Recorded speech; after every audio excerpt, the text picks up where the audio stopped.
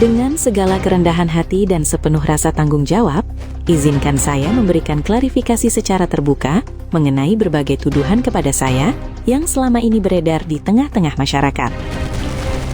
Ketua Umum Pengurus Besar Nahdlatul Ulama (PBNU), KH Yahya Cholil Stakuf, Gus Yahya, memberikan klarifikasi terkait tuduhan-tuduhan yang ditujukan kepada dirinya dalam persoalan di tubuh PBNU.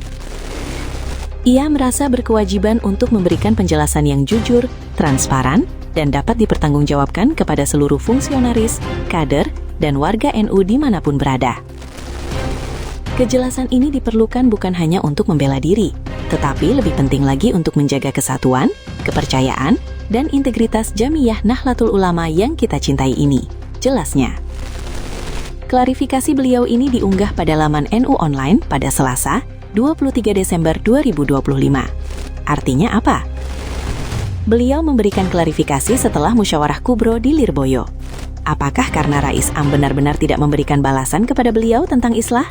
Atau memang mungkin sudah yakin, inilah saatnya untuk menunjukkan kepada seluruh fungsionaris, kader, dan warga NU dimanapun berada, agar tidak disalahpahami?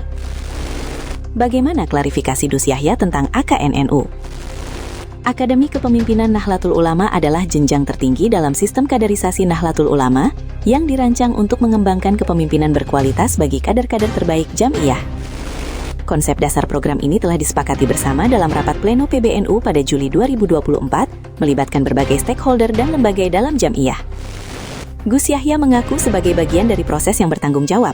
Ia juga telah melakukan konsultasi komprehensif mengenai kurikulum, judul materi, dan seluruh narasumber AKN-NU kepada Rais Am KH Miftahul Akhyar, bahkan langsung di kediamannya yaitu Surabaya pada pertengahan Mei 2025.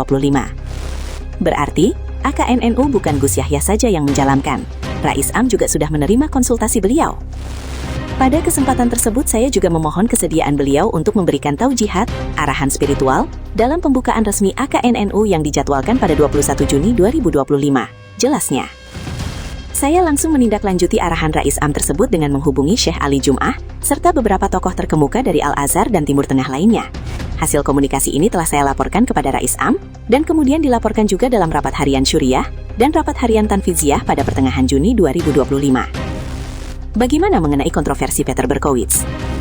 Gus Yahya menegaskan kehadiran Peter Berkowitz dalam AKN-NU yang menimbulkan kontroversi adalah suatu kecelakaan yang tidak pernah diperkirakan sebelumnya. Saya sendiri tidak memiliki pengetahuan awal mengenai afiliasinya dengan gerakan pro-Israel maupun Zionis. Peter Berkowitz kami undang semata-mata karena keahlian dan pengalamannya yang diakui secara internasional di bidang hak asasi universal, tegas Gus Yahya. Beliau melanjutkan, kami memiliki video rekaman lengkap dari ceramahnya yang dapat diverifikasi oleh siapa saja yang berkepentingan, jelasnya. Pengakuan kesalahan dan tindakan korektif Gus Yahya mengakui sepenuhnya bahwa dirinya kurang cermat dalam proses seleksi dan pemilihan narasumber untuk AKN-NU. Ini adalah kesalahan saya, dan saya telah menyampaikan permohonan maaf secara terbuka atas kehilafan tersebut kepada seluruh Jamiyah dan kepada publik, katanya.